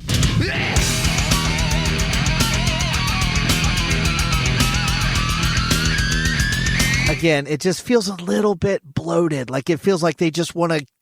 We talk about this on other albums where it's like everybody's in the studio. They're all firing on all cylinders. They're all having a good time. Nobody's saying, hey, maybe we should bring it down. Maybe we should stop it here. It's like, no, just keep going. It's so good, you know? It's like, right. Yeah, I mean... All right, so, and Selma said about this song, it was about... Shedding Skin was about me being in my 20s and any girlfriend, lady friend of mine trying to tie me down at that age, at that particular time. Basically, lay off right now. A relationship with me, a serious relationship with me at that age, forget it. F off. Really. It's impossible. So, I mean, I don't know. I kind of feel like to follow a song that was about his dad and losing his dad and the relationship with his dad. And then, sorry, I lost my dad. I don't know if Phil did at this point, but either way. But then to go into a song about, like, you know, I'm a guy in his 20s. You can't tie me down. You can't hold me down. I'm not, that's not me. It's like, it just, I don't know. I feel like to follow that, I don't know. The last part of this album is just a mess to me, thematically and musically. Yeah. See, that's the thing is, like, I almost, it's a weird thing because, you know, we talk about track listing. The first 4 songs, are they perfect? Maybe not, but they're damn good. And then everything after track 5 is like, yeah, this part's okay, but this is too long, or I wish they didn't do that. And it's like, at least for me, and obviously I'm a bigger fan than you are, but like I had very little to complain about in the first, 20 minutes of this album. And now it's like every song is like, like I like this, but why do they do that? And blah, blah, blah. And it's like, part of me thinks if you mix those other 4 in here, then you get a better balance. But I don't know that we're going to get this far into an album like this if track 2 is 25 years or Hard Lines and Sunken Cheeks. You know what I mean? Like, I don't know. That track 5 should just be taken off this album altogether. Well, yes. Unless they finished after Phil put the lyrics on it and said, you know what, this one's going to make everybody uncomfortable. We're going to put this out and nobody's going to listen to the rest of our album. So we're going to do whatever the hell we want to in the back part. Well, and if you want to put something that like gnarly on your album that is designed to push buttons, do it. But track 5, like put that as like a hidden track or somewhere down near the bottom, like track 5, man, damn. But so Shedding Skin is fine. Like it's another good one, but it just doesn't live up to the first chunk of the album. Yep. All right, track 10, Use My Third Arm. So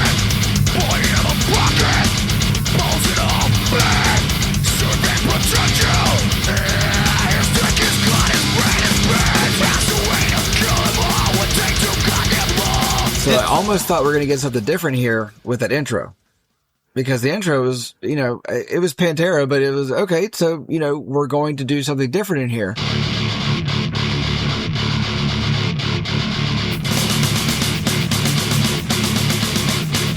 But no, I mean, the groove on this song, it's got a good groove to it. I like it. But, the lyrics are dumb on this one, even by Pantera standards. I mean, it's a song, this is a B-side about Phil Anselmo's penis.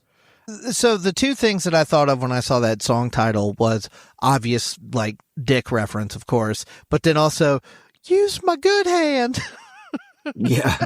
Or take my strong hand. Yeah, whatever he says. Yeah.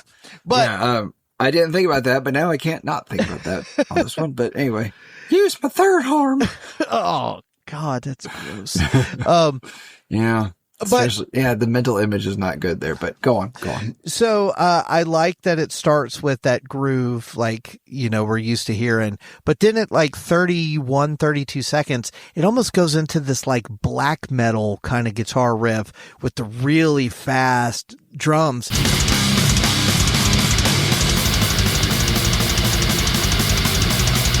And my first thought was, this is probably Slipknot's favorite Pantera song. Because this reminds me so much of like Iowa era Slipknot, where you've got some groove, you've got some bounce, but then you also have just straight up black metal thrash mixed in too. Actually, it would surprise me if this is Slipknot's favorite Pantera album as a whole, because with what you said in the beginning, that bands that we listen to now would not have the sound they have if it wasn't for Pantera. And I'm not going to disagree with that statement at all, but I definitely feel Slipknot all over this album. I feel the influence of Slipknot all over this album. I feel the influence of Pantera all over Slipknot. I don't know, chicken or egg, which one came first? But they are all over each other. Yeah, not going there. Okay, so yeah, I don't know.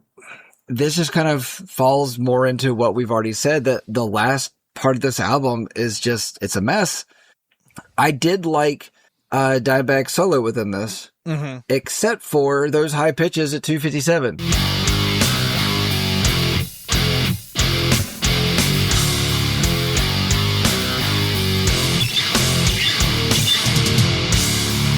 Horrible. Like, just, they made my ears bleed. No. So I was going to say 237, when it switches to that like low bluesy kind of riff. Totally dig that.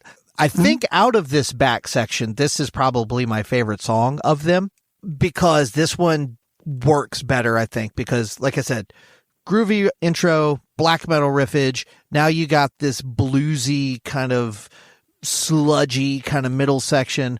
I know what you're saying about those weird high pitched noises that he does with the guitar, but they don't bother me so much. And then I think the outro on this song, that's my hearing damage is different than your hearing damage. Well, and then also not so much on this one, but talking about those high pitched squeals and bends that he does, talking about the influence Pantera had on Slipknot, Korn. Like definitely Head and Monkey were borrowing a lot of that kind of thing. But then I also really like the end of this song, where it just gets faster and faster and faster. And it feels like it's going to like just completely go off the rails at any second. Yep. Okay. Speaking of off the rails, let's talk about track 11, Throes of Rejection.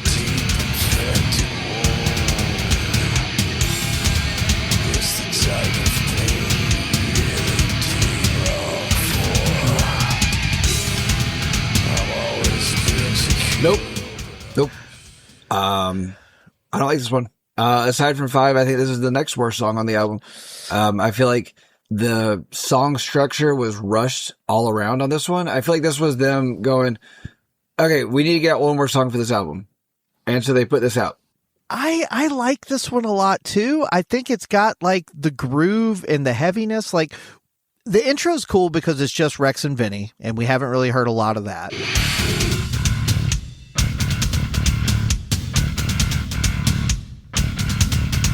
And then around 42 seconds, when that dun dun dun dun dun dun dun kind of comes in,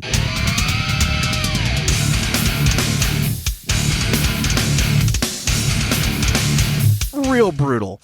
But then when Phil comes in, he's kind of doing like the talking thing again, and it's like I'm kind of over it now. By this stage of the album, it's starting to lose its effect. It's like However, this song, go on, sir. Well, I was just going to say, however, I do like his rejection. I do like that. Rejection!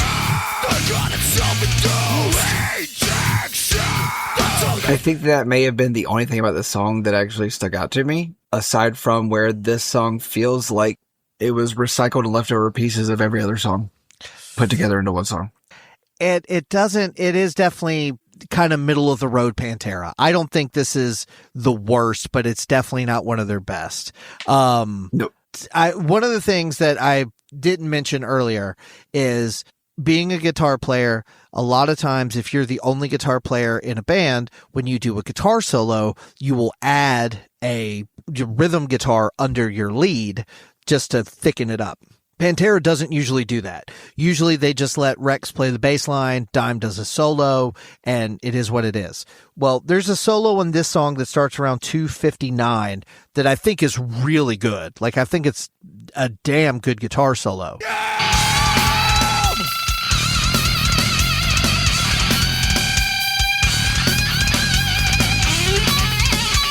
And I think maybe they're trying to like build layers throughout the solo, but when it comes in, the solo is really good, but it feels real thin because it's just Dime and the bass. As the song goes on, like as the solo goes on, they do add like another guitar and stuff, but I don't know. Like it just feels like they could have done a little something else with it. I do think the part that starts right after the solo, around 4 minutes, with that boom, boom guitar riff.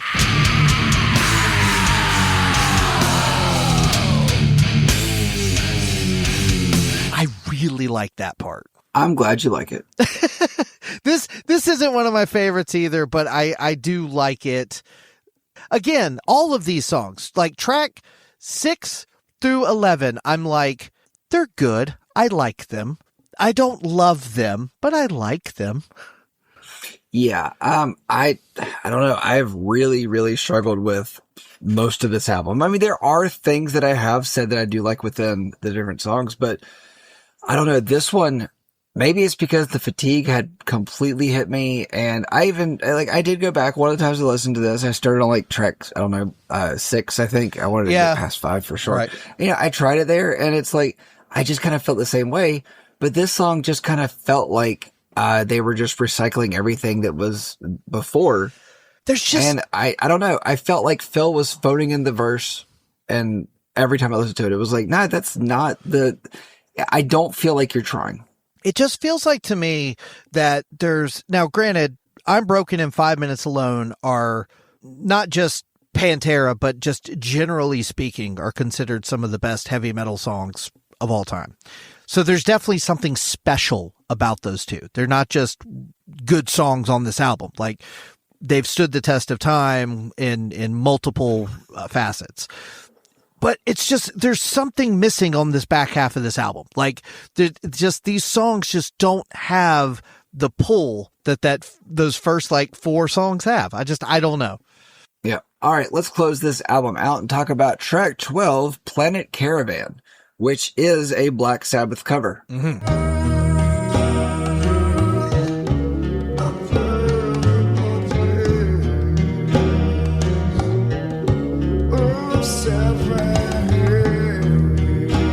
Do you know sort of the story behind this song? Not so much. I mean, I have a quote from the liner notes. Yeah. I thought it was from somebody, but it just mentions Phil and Selma in it. But yeah, it's just from the album itself. So yeah, so essentially, there was, I think it was called Nativity in Black, maybe, but it was a Sabbath tribute album, and they recorded this song for that tribute album, and something happened, and the track didn't get put on the album, but they had already recorded it, and they liked the way it sounded, so they were kind of like, well, we don't want to waste it, so let's just slap it onto the end of this album, and so that's why they added that little thing in the liner notes. I have that too. I can read it, or you can read it. I'll let you read it because I have a fact about this song that I did think was interesting. Okay. So they put this in the album booklet. It says, this is a Black Sabbath song off of the Paranoid album. So don't freak out on us. We did the song because we wanted to. It has nothing to do with the integrity of our direction. It's a tripped out song. We think you'll dig it. And if you don't effing listen to it. Thanks on behalf of the rest of Pantera, Phil Anselmo. Yeah. Okay, so I saw that Planet Caravan, this version of it, was used as the wake-up music for the crew on the SpaceX Crew Dragon before the craft's launch later that day. Yeah. And it was the first time music was used to wake astronauts since the last time music was used to wake astronauts was July 2011, which I thought it was kind of neat that this was the song that was used for it. And this song sounds completely different than everything else on this album, to the point to where I don't know if it should even be here, but I'm glad it was here because it sounds completely different from everything else on the album. It's a nice palate cleanser at this point of the album. Like, it's nice to go out with something like this. I agree that it does sound completely different, which I think is why they put like a disclaimer in there, because even Phil has an incredible singing voice for a while, and the drugs and everything, like, it's wild. You can hear his voice get lower and lower as the albums progress. By the time Reinventing the Steel comes out, his singing voice sounds like his talking voice, like it's way down here. And it's cool in some places, but then he can't go really high like he does on a lot of the songs on Cowboys from Hell. I think this song is really good. It's not extremely different than the original. It's practically the same. No. Yeah, it's more or less just them playing it. They're just playing the song. I will say that the solo, Dime doesn't play exactly what Tony Iommi plays. No, he doesn't. It's in the same realm. It has like the same vibe, but it is a little dimed up. And I thought that was a cool way to do it. Are you talking about the solo on where he's playing classical guitar and it kind of fades out on that solo? Yes.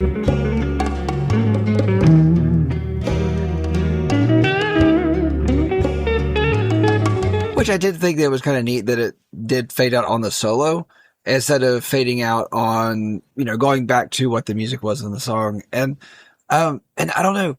I feel like putting this on this album was probably a mistake. Although I think I liked it probably better than most everything else here because it is so different. But I feel like this kind of highlighted that there were things that they could have been doing different in the album. This song did kind of accidentally show the lack of range within the album. And then suddenly it's here. Where was this? Where was this? Like, I actually like Phil's voice on this song. Yeah, I agree. Where's this? I agree. I feel, again, it's one of those things where the reason this is not anywhere else on the album is because they didn't want anything like this on the album. They wanted to just repeatedly pummel you over and over and over for the duration of this album, which, for better or for worse, they do. But I'm glad they do include it here because it does show a little bit of range. It does show a little bit of dynamics. But you're right. It is definitely an outlier. It's definitely a weird thing for this type of album. Yep, for sure. So, okay. We have talked about Pantera's outlier of an album even within their own catalog. Yes. And so I want to ask you a question. What's new with you? Hey, good looking. What you got? Cooking. So as I said earlier, I think this album, Pantera in general, was a huge influence on nu metal in general. But I did make the joke about how Use My Third Arm was probably Slipknot's favorite Pantera song. So I'll just stick with that. Use My Third Arm. I think the riffs, I think the mix of bouncy grooves with the, chuggy guitars is like proto nu metal. Like, I think this is sort of, the guys in Korn said, I like groove metal, but what if instead of a groove beat, we just threw a hip hop beat in there and then ta-da, there you go. So yeah, I think there's a lot of like the beginnings of new here, but anyway, so Danger, can't wait to hear this. What's cooking? Out of everything here, I think probably the best thing to cook to, even though there's some lengthy ones in here and we can get a fair amount of stuff done and in the kitchen. I feel like this album, if I were to put a food with this album is if you were to make a grilled cheese with stale bread and blue cheese. that's what this album sounds like to me. So I think the only song on here that's worthy of being played in my kitchen again is Planet Caravan.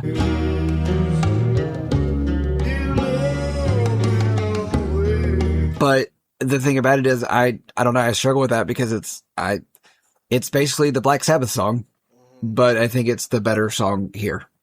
I was really, really hoping you were going to tell me it was Good Friends and a Bottle of Pills. I don't ever want that song played anywhere near me again. Oh man, I'm gonna change that to my ringtone when you call me. I mean, I'll just shake a bottle of pills at you and you can. So anyway, it's gonna be my allergy pills because that's what I'm on. Don't anyway, shake your Claritin D at me. It's not Claritin D. It's Wall-Owl. It's like Walmart allergy medicine. Waldy. Yeah. I know we like to go out on a positive note. Do you want me to go first since you know I'm not going to be positive? Yeah, I mean, mine's pretty middle of the road, but yes. Why don't you go first? You say yours is middle of the road, but I'm going to say that yours is going to be more positive. Well, it will be, I'm sure. I've been peek behind the closet or behind the closet door. Yes, exactly. I think that was a movie that we talked about during Left Hand Black. That's right. I have changed my score 4 times since we've recorded. I'm all over the place on this. I'm having a hard time with it. All right. I get that Pantera is considered one of the best in heavy music ever. Pantera, to me, has never been this. Far Beyond Driven is known for its weight and attitude. Is that emotional weight? Where is that? I couldn't find it. It's almost entirely rage with no resolution and a bunch of chest beating. This album sounds like the guy that is mad at the bar and picking fights for no reason. It feels like the writing was led by an angry 13-year-old's testosterone. This is 12 songs of repetitive, mid-tempo chugging. Dime is crushing it at times, sure, but that is really only for about a quarter of most songs. Outside of that, the album leans too hard on similar grooves. Let's not forget about Phil. His aggression replaces hooks all the time. This album dares you to enjoy it, and if you like it, it doesn't like you. You suck and I'm stronger than you. I say that because the album tells you this. I'm glad that Monster brought this one to the breakfast table. Sure. Now it is on record that I have officially given Pantera a fair shot. Will I shoot that shot ever again? Nah, no, I'm not going to. I gave this album a 2.79. It's appropriate. That's not even close to appropriate. That's stupid. Like, okay, never mind. I thought we were going to be at least kind of in the same ballpark, but we're not. And I told you that our scores were going to end up reflecting it because, I don't know. I really struggle with this album. A 2. Yeah. A 2. Okay. 2. Okay. Yeah. And for the record, we will do another Pantera album way in the future, way long time, but let this, get this taste out of your mouth. Because I really do think, like I said earlier, this is not the one to pull a new person into, because this is the one where they are trying to be, whatever. But okay. All right. Give it to us, Monster. Tell us why we should like it. By the time Far Beyond Driven by Pantera was released in 1994, the band had already firmly planted themselves as a dominant force in heavy metal. So dominant, in fact, that Far Beyond Driven was number 1 on Billboard. However, the albums before this one saw the band honing their style and tightening it up. Far Beyond Driven sees the band pushing the limits of what they can do and what they can get away with. There are a few songs on this record that are near the top of their catalog, but there are also a couple more forgettable tunes that haven't stood the test of time as well. I feel like this was the breaking point album for the band. It saw them at the height of their power, but it was also the beginning of their slide down. I think the highs outweigh the lows, and a bad Pantera song is still better than a lot of metal bands on their best day. But this is a fan's album.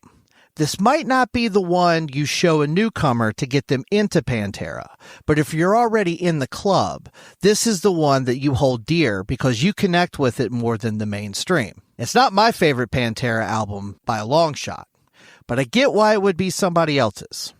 For me, 1 to 10, I said 6.99. I think the first 4 songs are just about undisputable. I think they are stellar. And then I think there's some good stuff in the back half. But I just think overall, it just gets long and bloated, and the desire to make a filthy, pissed off album just got in the way of just focusing on writing really good songs. That's fair. All right, so Monster gave Pantera's Far Beyond Driven a 6.99, and I gave it a 2.75, which gives it an overall average of 4.87, putting it into the 110th position, just above Blind Guardian and below Paramore. I saw you chuckling. I knew it was going to be next to something like, yeah, okay. Yeah, you know, Blind Guardian and Pantera together would not be the worst thing ever. And personally, I would like to see Pantera and Paramore. I think that would be a fun show. I don't think the fans would make it through the show without killing each other. No, someone would die. Yeah. If you disagree with the score that we have given this album, then please send us an email at breakdownsbreakfast@gmail.com or head on over to one of our social media platforms, Facebook, X, or Instagram, and let us know what you thought about this episode, or if there's an album that you would like for us to give the breakdowns treatment to in the future. And trust me, you are going to hear from some people that disagree with our scores on this one.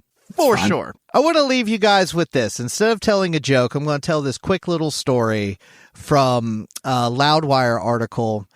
This is being told by Brandon Boyd of Incubus, talking about a experience he had with the guys in Pantera. So, Incubus singer Brandon Boyd remembered a time when Pantera made fun of his band for wearing baggy jeans with the late Dimebag Darrell. Basically, what ended up happening was the Pantera ended up gifting Incubus brand new Wrangler jeans. So back in the summer of 2000, Pantera and Incubus were on Ozfest on the main stage alongside Ozzy Osbourne, Godsmack, Static X, and several other bands. But Incubus had earlier played with Pantera and Black Sabbath at an August 1999 concert in San Jose, California. This is Brandon Boyd talking. He says, Pantera used to make fun of us for wearing baggy jeans because it was the 90s, and they weren't really the baggy jean type. We celebrated our differences, I'll say, but at one point it sort of became like a joke. Dimebag and a couple of other guys came into our dressing room with a platter that had brand new Wrangler jeans on it and Jack Daniels with shot glasses. I think it was Dime who said, "Y'all jeans fit wrong. Put these on. These will fit you right. And take these shots. Who are we to say no to these guys?" I remember squeezing on those like Wrangler jeans. I think I still have them somewhere. I took a shot and I almost threw up. Yeah, sure. I mean, at the heyday of new metal. Anyway. Yeah, exactly. So that's all I got. Y'all have a good night.